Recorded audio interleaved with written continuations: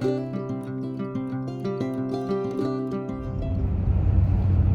everyone, this is Marcus Gray with Gray's Landscaping and Kitchen Sink Farm.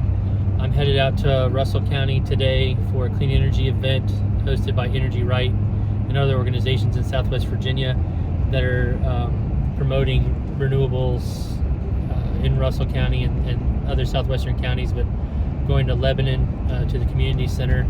And it's kind of a special trip for me because, you know, I've got a lot of family history out there. That's where the Grays lived before the Civil War.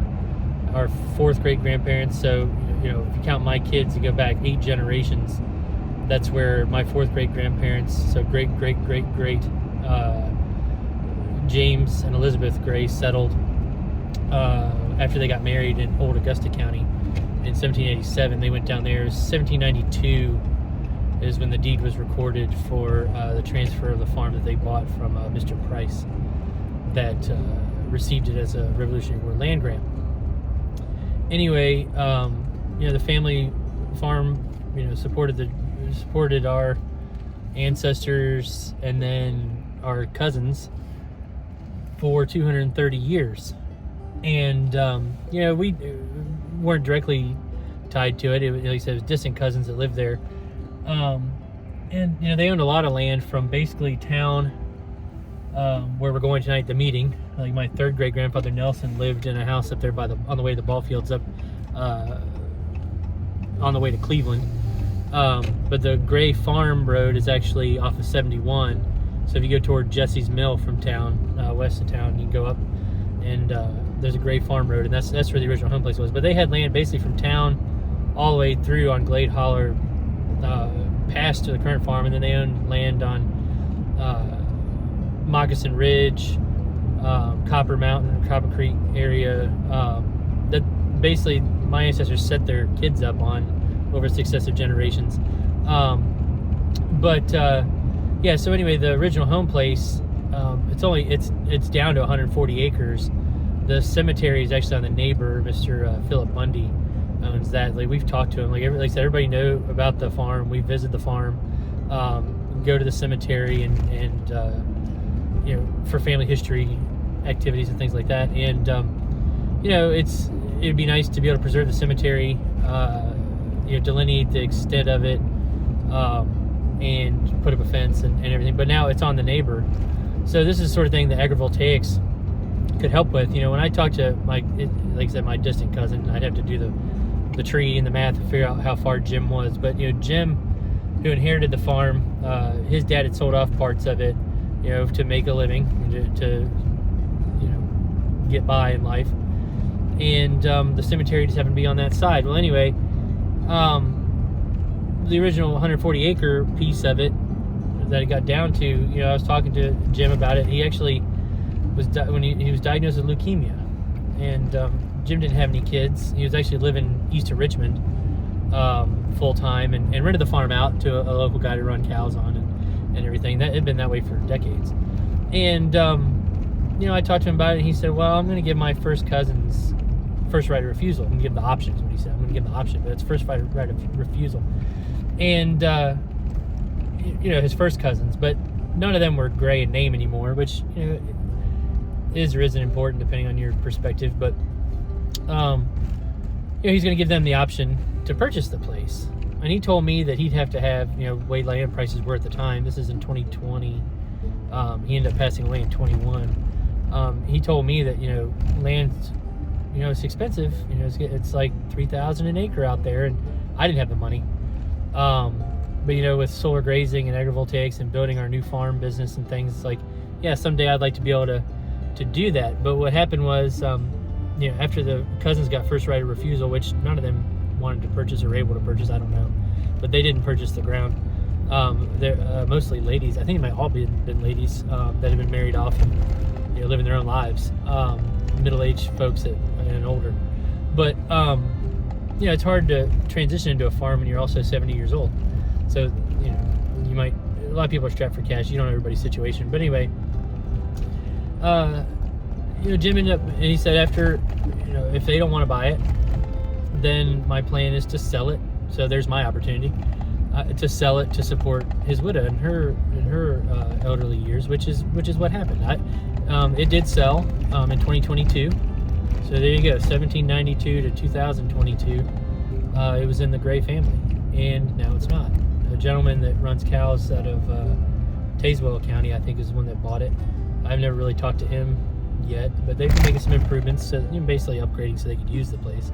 The house isn't necessarily livable, the one that's there. A lot of the old houses are gone, but there's, the old kitchen collapsed, and there are other buildings that it'd be nice to commemorate in some way. But yeah, most things have fallen by the wayside just because they're not used. If you're not a diverse farm anymore and you're just running cows, cows don't really need beef cows don't really need a barn. So yeah, you might put hay in it or whatever. But anyway, so the farm sold. It passed out of the Gray family, and that's sad. But I understand why he did it. You want to support your immediate family when you're gone, and that asset is the way to do that. Especially the way land prices are these days. But yeah, so it's one of those things like, maybe if we're able to sock away enough money and play our cards right, maybe we could go and approach the man that bought the place and see if he'd be interested in selling it. I mean, it'd be like a Hail Mary, unlikely situation, but if you're able to have a resilient farm, then you can keep land in the family. And that's, I guess, the point. People talk about it a lot. It's like, well, if a landowner puts in solar, they get the rental payment and they can keep the land for the future generations. But this is a real instance of where that wouldn't work so much because the transmission lines aren't necessarily there. But if we had been grazing solar, or in the future we're grazing solar, and we're able to, something like that came up, we could capitalize on that and keep that land in the family, grow the land base so it can support more generations and more extended family, than saying, oh, well, it's just going to go to the oldest son and everybody else has to deal with it, or he's got to buy them out, or their part out, which is what happens a lot. There's just bad feelings and resentment and things that happen in families, and you just don't want to be the cause of that. You want to set up your estate to be a blessing to people, not a burden. Yeah, so I'm in Martinsville right now, on my way out there to Southwest Virginia, to the mountains, for this solar event. And it's one of these things like, got a lot of history in the area. It's really supported our family for a long time, and you're pretty well historically tied to what the land itself could produce, and being pasture land, or marginal land by a lot of people's standards. It's people don't think that, oh, I can make money off this land, or I can have an off-farm income, which in our case is solar grazing, so still on-farm, off-farm income. We're providing a service and we get compensated for that. But you can really increase the revenue streams for your farm operation and be able to maintain your land base. And if you want to go off and have a career as a teacher or doctor or an attorney, whatever, attorney was very popular in that area in the 1800s. But you can do that, but the land's got to be there. The base, that's the springboard that you're launching off of, but it has to remain. It's bigger than you. And I've never been in that situation where it's like, well, I need money and the only thing I have is this farm to sell. I've not had a farm, so I've had to work, for salary or wages. But yeah, I wouldn't want to be the one to sell it. But like I said, if there's no legacy, you don't have someone to inherit it, or close, niece or nephew or something like that, and you've got to support your spouse. Maybe the pensions got hit hard. He was working for Department of Education. It may have been a good job, but I doubt it. When the economy tanked in 2008, it probably took a hit. So, maybe he didn't have the funds in there that he felt he needed to support his widow, and that's what they decided to do. And, you can't fault him for it. It's just an unfortunate situation that in the future, we hope that agrivoltaics will be able to prevent. So, there's a lot of people in the country, you read genealogy reports and articles, and they say that most Americans can't even tell you what their grandparents' real names are. And it's because they call them some big name. But, birthday, do you remember your grandparents' birthdays without looking it up? It's information is lost. And, it's really hard to keep track of 2 generations, let alone 8, 12, 16. You know, some Virginians are 16th generation, depending on the line, in Tidewater and things like that. So it's how do you keep the farm viable? How do you adapt when your land base is restricted and you don't have a lot of cash? You might have land rich and cash poor, which is the case for a lot of our extended family. You know, you inherit a 450 acre farm, but you got to make your living off the land directly. So you're raising cows or you're doing row crops or whatever, but the margins are so slim, and really this agrivoltaics just changes that whole paradigm to allow more flexibility and augment that income so that you can weather the market's changing, or you can try something new. You know, you've got the liquidity to say, well, I'm going to try to grow X. You know, we've never done that, but I hear there's a good, you know, a need for that, and people want to capitalize on this, whatever it might be. But if you're hamstrung, or you know, you've got a millstone around your neck of, well, I've got this asset now that I'm being taxed on that went from 500 an acre to 5,000, and it's going to be assessed for that, and my taxes are going up. My kids have moved away. They've been told, no, there's no money in farming. Go to town, get a job. You know, you're just going to have to, you know, leave this place and resign yourself to the fact that this isn't going to support your family, let alone multiple families in the extended group. You know, you're not going to have to concern yourself with that anymore, and that's really too bad. Like I said, it should be a fallback, a safety net. If you want to go out and try a career or work a job, you have the farm too, and that's a way that it can support multiple siblings. Say is that, you know, everybody still has their own career, but they do need to do some things as a group, and that's, you know, maintain this farm, be a steward for the farm for future generations. So anyway, if I get out here in time before the event, I'll run out to the farm and film a little bit and let you all see, you know, what a bicentennial farm looks like, let alone a centennial farm.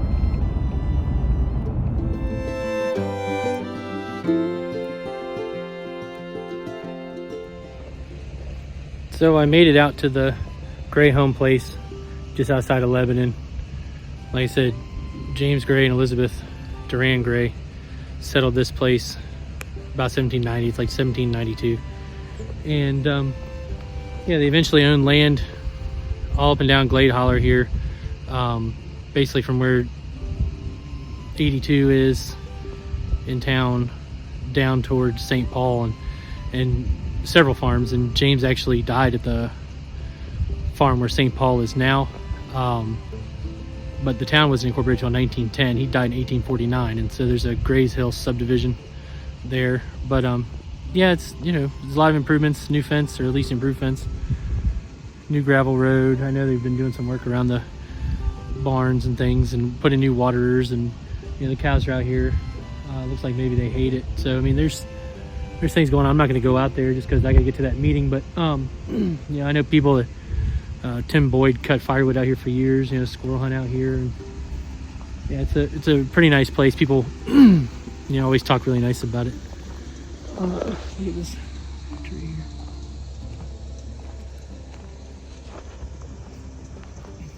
Entrance has improved a little bit. It kind of always had this, at least the whole time I've known it, it's had this kind of look. Look to a little hedgerow, and then there's, you know, a place to hunt rabbits. But they're doing some work back there. But yeah, the low ridge over there, it's kind of where there were some other buildings and things over the years. The Bundys own that hill beyond now. That's where the cemetery is at. There's a clump of cedars on the hill over there, and that's where the cemetery is. Yeah, so anyway, we'll look at the place. Like I said, it's mostly pasture. There's a little bit of a bottom right in front of where the more modern house is. The house dates from like 1900. But yeah, so this is a Gray Homeplace, Russell County. Was in the family for 230 years till here recently.